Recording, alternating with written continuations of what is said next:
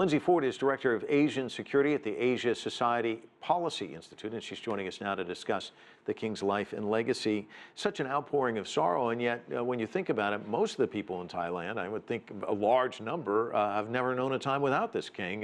What does he mean to this country?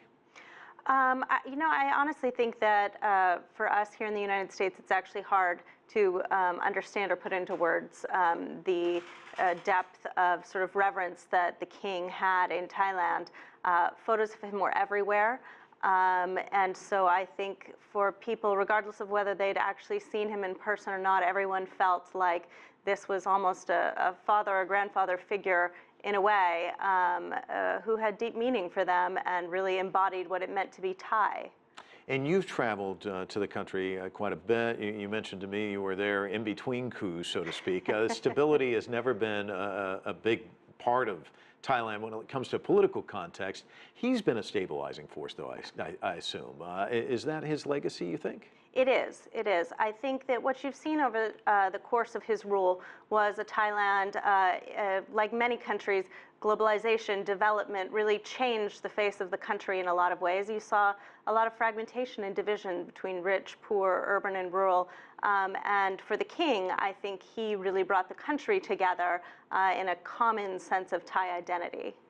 There was a headline today, and I want to read it to you, and I want to get your reaction. It says, "The king's passing will create an enormous vacuum in Thai politics, and there is a palpable fear about Thailand's future without him." Do you think that's a safe way to describe it? It is, absolutely. I think there's been a fear for quite some time what would happen when the king passed. And in some ways, I think that some of the instability you've seen playing out over the last several years reflected that concern and fear about what would come next. And instability in a sense, Tony reflecting this just 9-minute meeting, no attempted coronation, him saying he wants to delay the ascension. This all plays into this in a sense, doesn't it?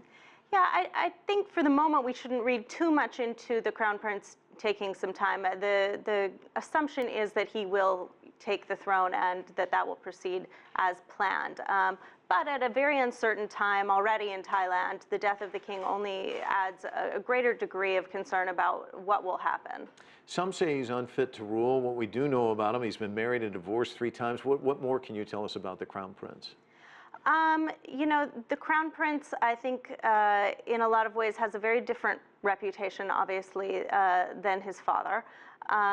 What he will be like exactly as a king is unclear, but certainly seems to have enjoyed a bit of perhaps what some would call a playboy lifestyle, time overseas, as opposed to his father, who very much spent a great deal of time in the country among the people, focused on charitable social works.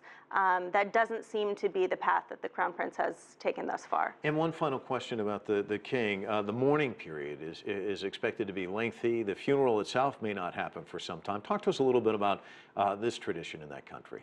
A lengthy mourning period for the people to appropriately pay homage to the king and what he meant for the country. I think that the real interesting question will be, in this lengthy mourning period, does that become something that then ends up essentially extending perhaps the military rule that the country is under now, and perhaps pushing back the promised elections that we were planning to see in 2017? And we'll definitely keep our eye on that. Lindsey, thanks so much for your analysis. Appreciate it.